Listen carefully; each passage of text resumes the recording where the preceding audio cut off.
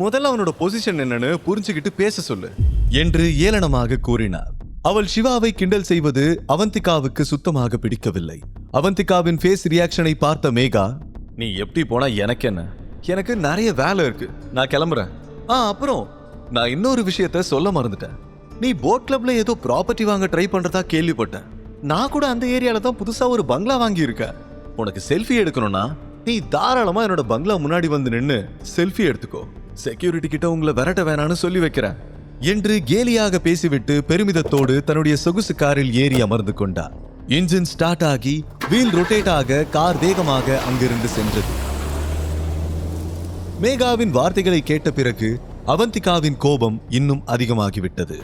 அவள் கோபமாக, எப்படி பேசிட்டு போறா பாத்தியா, வா சிவா போலாம் என்று வேறு பக்கமாக இழுக்க, எங்க அவந்திகா என்றான் சிவா.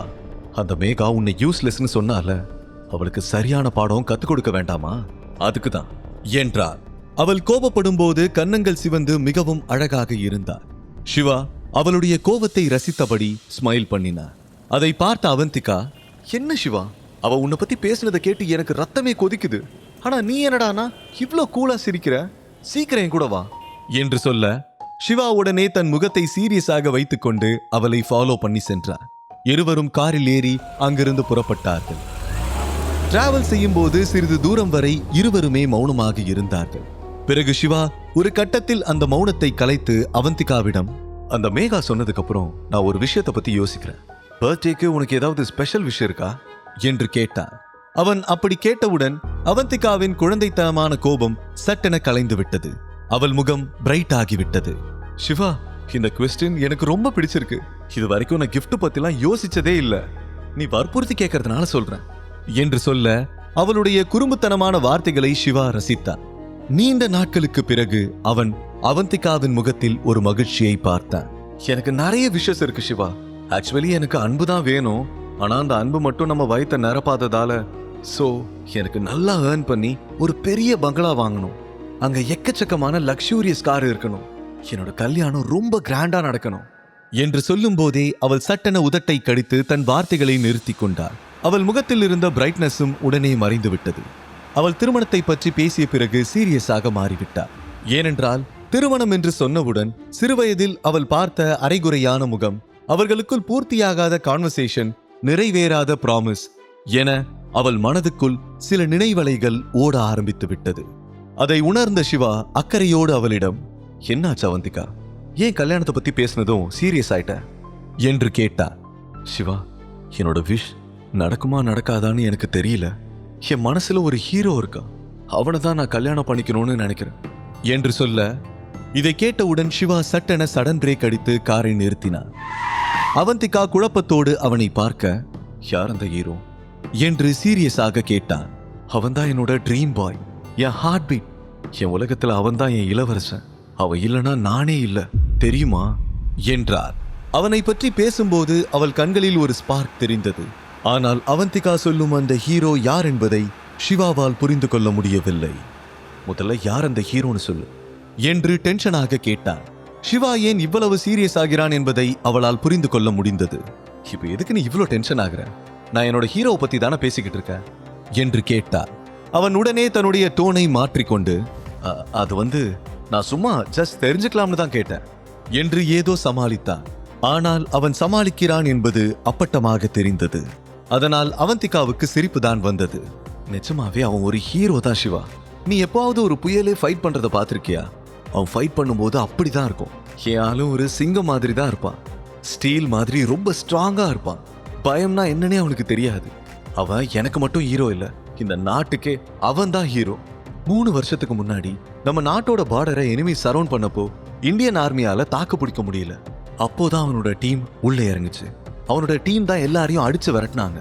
அந்த டீமை வழி நடத்தினதே அவன்தான் என்று சொல்லிக் கொண்டிருக்க, அவன் முகத்தில் இருந்த ரியாக்ஷன் மெல்ல மெல்ல மாற ஆரம்பித்தது. ஸ்டீயரிங்கில் அவன் பிடி இறுகியது. ஹார்ட் பீட் எக்கு தப்பாக ரைஸ் ஆனது. அவன் எக்ஸைட் ஆகி, நீ யார பத்தி பேசுற என்று கேட்க, இன்னுமா புரியல, ஐஇக்யூவோட ஹெட்ட பத்தி தான் பேசுறேன். அவன் பேர் என்ன, எப்படி இருப்பான்னு எனக்கு எதுவும் தெரியாது. சின்ன வயசுல ஒருத்தன் என்ன கல்யாணம் பண்ணிக்கிறேன்னு ப்ராமிஸ் பண்ணான்னு சொன்னேன்ல, அது அவன்தான். அவளுடைய வார்த்தைகளை கேட்ட சிவாவின் கண்களில் மகிழ்ச்சியின் புயலே வீசியது. நீ தேடிட்டு இருக்க மேஜர் நான் தான் அவந்திகா. நானும் உனக்காக தான் இத்தனை வருஷம் வெயிட் பண்ணிக்கிட்டு இருக்கேன் என்று அந்த நிமிடமே அவளிடம் சொல்லிவிட வேண்டும் என்று துடித்தான். ஆனால் அவளுடைய அடுத்த வார்த்தைகள் அவனை புரட்டி போட்டு விட்டது. அவன்தான் என் ஹீரோ, பட் பாஸ்ட் ஹீரோ. அவன் மட்டும் என் லைஃப்ல கரெக்ட் டைமுக்கு வந்திருந்தா என் கல்யாணம் இந்நேரம் ரொம்ப ஹாப்பியா நடந்து முடிஞ்சிருக்கும். அவன் வருவான்னு ரொம்ப ஸ்ட்ராங்கா நம்பிக்கிட்டு இருந்த காலம் போய், அதுக்கப்புறம் அவன் வருவானா மாட்டானாங்கிற காலமும் போய், இப்ப அவன் வந்தா கூட தேவையே இல்லைங்கிற காலம் வந்துருச்சு. எனக்கு அவனை பிடிக்கல சிவா. ஆனாலும் அவனோட பாஸ் மெமரிஸை என்னால எப்படி மறக்க முடியும்னு சொல்லு என்றார். சிவா அதை கேட்டு அப்செட் ஆகிவிட்டான். ஆனால் அதை காட்டிக்கொள்ளாமல், அவன் ஏன் உன்னை பார்க்க வரல என்று கேட்க, தெரியல சிவா, நீ எனக்கு ஒரு ஹெல்ப் பண்றியா? எனக்கு அவனை பத்தி எந்த டீட்டெயில்ஸும் தெரியல.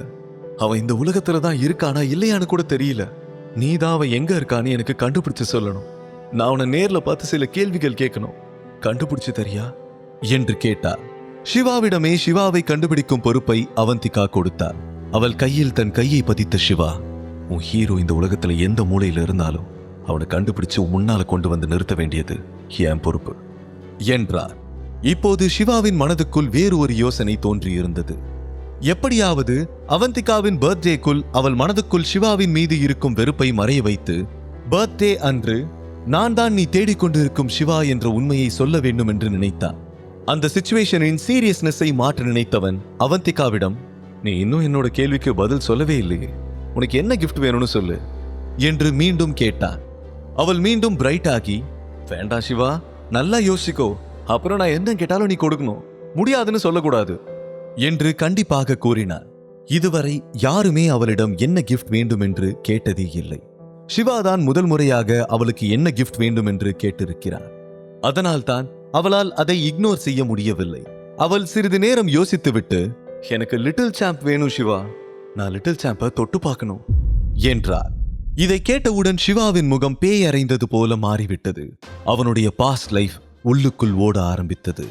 லிட்டில் சாம்ப் என்ற பெயர் அவன் காதில் கேட்ட மறுகணமே அவன் பயங்கரமாக டிஸ்டர்ப் ஆகிவிட்டான். அது வெறும் வார்த்தை அல்ல, அதுதான் அவனுடைய கடந்த காலம். யாருக்குமே தெரியாமல் அவன் மனதுக்குள் மறைத்து வைத்திருந்த கடந்த காலம். சிவாவின் ரியாக்ஷன் மாறுவதை பார்த்து அவந்திகா, ஹே, உனக்கு லிட்டில் சாம்ப் பத்தி தெரியுமா என்று ஆவலோடு கேட்டான். அவன் தன்னுடைய மனநிலையை மறைத்துக் கொண்டு கேஷுவலாக அவளிடம், எஸ், நான் அதை நியூஸ்ல பார்த்திருக்கேன், அது மேஜர் சிவாக்கு பிடிச்ச விஷயங்கள்ல ஒண்ணு என்றான். கரெக்ட் சிவா, உனக்கு ஒண்ணு தெரியுமா, நான் அவனை ஃபர்ஸ்ட் டைம் பார்க்கும்போது அவன் மாஸ்க் போட்டிருந்தான், அதனால அவன் முகத்தை என்னால பார்க்க முடியல.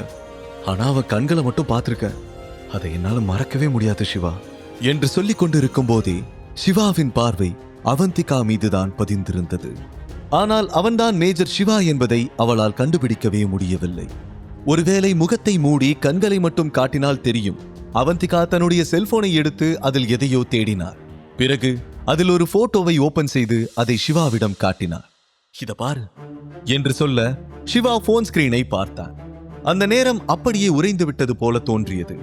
ஸ்கிரீனில் சிவா எப்போதோ ஒரு காலத்தில் லிட்டில் சாம்பின் பிக்சரை தன் கையில் பிடித்திருந்த போட்டோ இருந்தது.